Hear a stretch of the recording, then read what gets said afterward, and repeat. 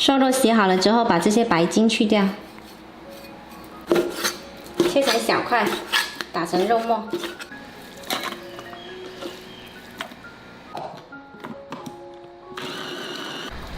打成泥了，拿个大盆装起来。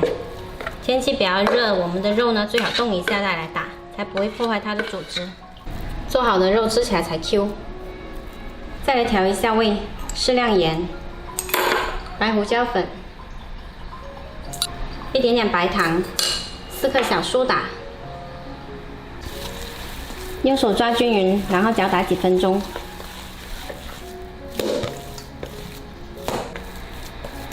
再分3次加入200克清水。夏天用的是冰水，冬天的话呢，常温水就可以了。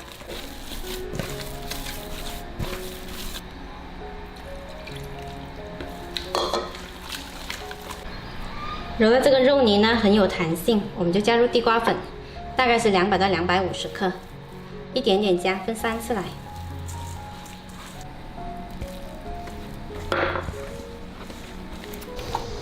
揉到后面呢，越揉越吃力，很粘手，有点拉丝的状态，这样就可以啦，放一旁备用。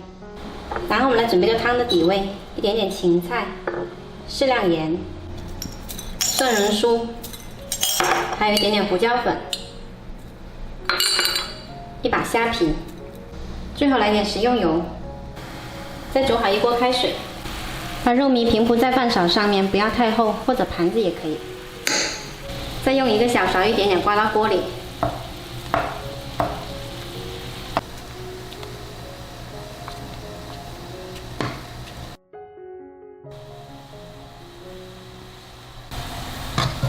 煮到肉片全部浮起来就熟啦，可以捞出来。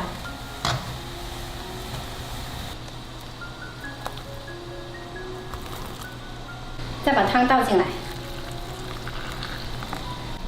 Q 弹爽滑的福鼎肉片就做好啦。这是一款福州的特色小吃，小朋友们都很喜欢吃的哦。喜欢的朋友可以试一下。